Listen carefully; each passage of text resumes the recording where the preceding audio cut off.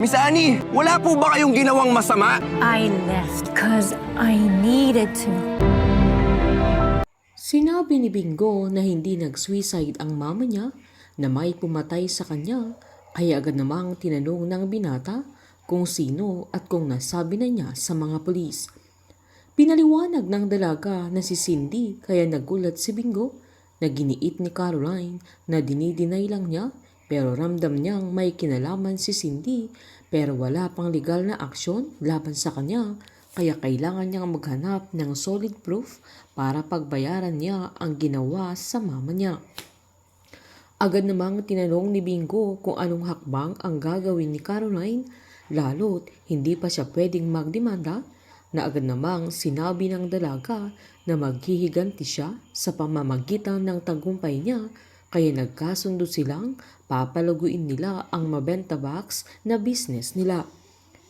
Pinangako ni Bingo na tutulungan niya sa lahat ang dalaga kaya nangako sila sa isa't isa na sila ang mag-partners sa negosyo na kalimutan muna nila ang mga nararamdaman nila. Kahit anong gawin nila ay mangingibabaw pa rin ang pagmamahal nila sa isa't isa.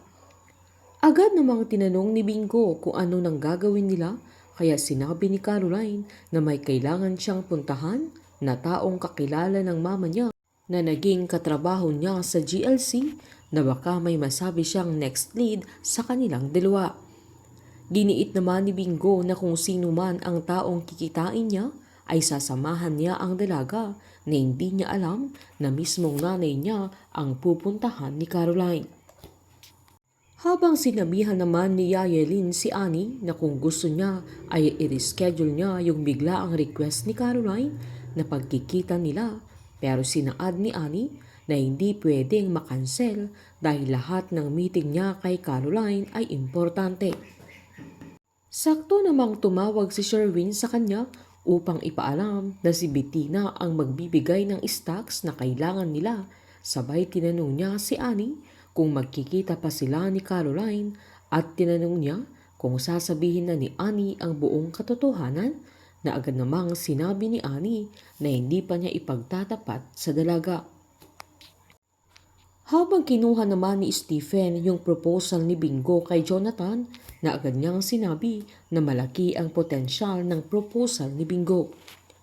Pinaliwanag ni Stephen na kukunin na niya ito dahil siya na ang mag-grant sa business nila dahil gusto din niyang magkaroon ng madaming panahon kay Caroline na agad namang pinasigurado ni Jonathan na susuportahan nila ang magiging business nila Caroline at Bingo. Habang pagdating ni Bingo sa golf area ay humanga si Caroline sa porma ng binata na lumabas ang kagwapuhan niya. Agad tinanong ni Caroline kung bakit gusto niya agad na matupad yung mabenta box na business nila.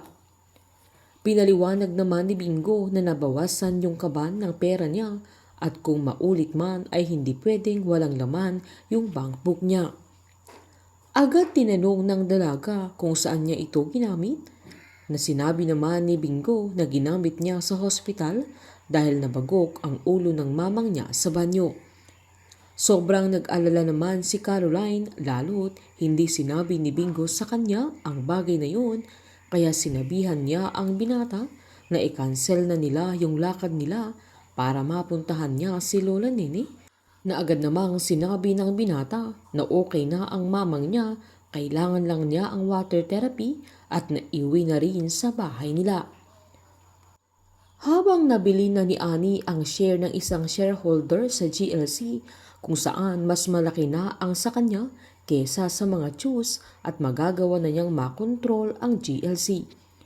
Habang magugulat si Annie nang makikita niyang kasama ni Caroline si Bingo na sinubukan pa niya itong magpanggap na hindi niya nakilala ang binata pero pinamukha sa kanya ni Bingo na kahit anong tago niya ay siya ang nanay niyang nang iwan sa kanya kaya bumigay din si Annie at todo ang sakit ng loob ni Bingo kung saan malalaman na din ni Caroline na si Annie Alciofani ang nawawalang ina ni Bingo na isa ng mayaman at siya ang makakatulong sa kanya para mabigyan ng hustisya ang pagkamatay ni Divine.